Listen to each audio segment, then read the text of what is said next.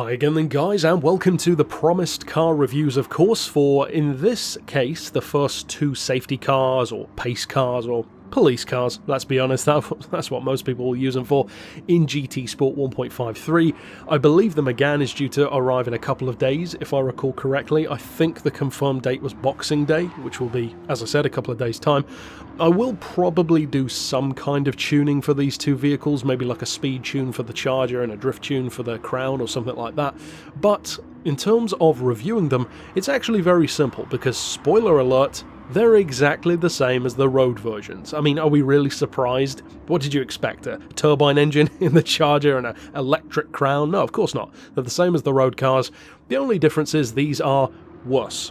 And what I mean by that is they are infinitely less useful because, contrary to the confirmed N classes, these cars, and I suspect the Megane as well, are in fact not in the N classes. They are, of course, Group X.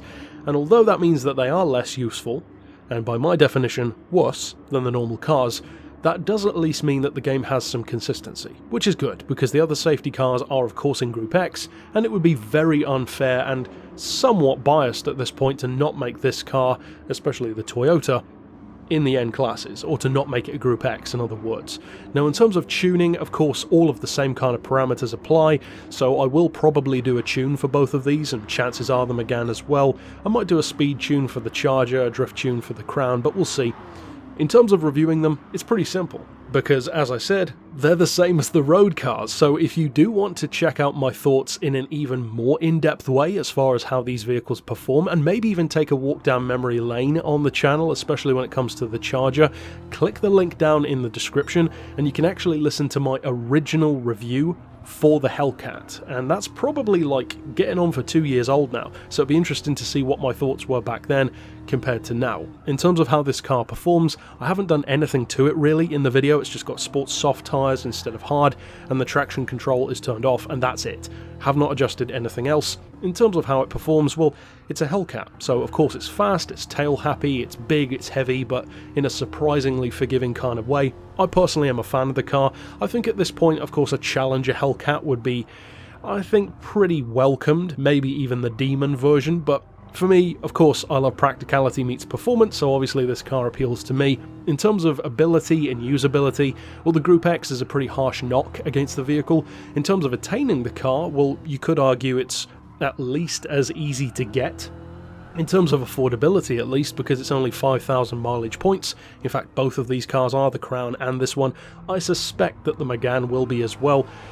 But in terms of how often you can attain them, that is where it changes, because obviously you can buy a Charger at any time from the dealership, whereas you have to wait for these ones to come back. So if you are watching this review this week, in terms of since it's been released, get your hands on the car quick, because, you know, it'll take a while to come around again. So either way, you're going to see a ton of these cars in lobbies, especially the Charger, I suspect, because it's that much more powerful and that much faster. But the fact that they are crucially in Group X does mean that I have very mixed thoughts on it. I am both happy and disappointed at the same time, which is weird, because I'm happy on the side that it is consistent, and that's good. We need some of that in Gran Turismo right now. However, the reason why I'm not happy is obvious. It just means you can't use the car as much. Or to be more specific, you can't use it in N-Class career mode events or lobbies. So the reality is most people who want to use this car on a regular basis for stuff like cruise lobbies, racing on Route X, of course cops and robbers, that kind of stuff, well, chances are it's not going to affect you at all, because those lobbies don't tend to have restrictions on class anyway, so a ton of people are going to get a lot of joy out of this car, and that's cool. You know, ultimately, you can talk about racing and value for money and how many events a car can win all day long, but if a car can put a smile on your face and if it can please a certain massive group of the community, well, that's still a win in my book. So ultimately, although this is not a car that I'm going to use all the time, I do like it, I like what it represents, and I'm glad that a lot of people are going to be happy with it. Ultimately though, that's it for this review. Of course, as I said, check out my longer review for the Charger Hellcat to get my thoughts on the performance of the car in general, and until next time, I'll see you then. But for now, as always, thanks for watching.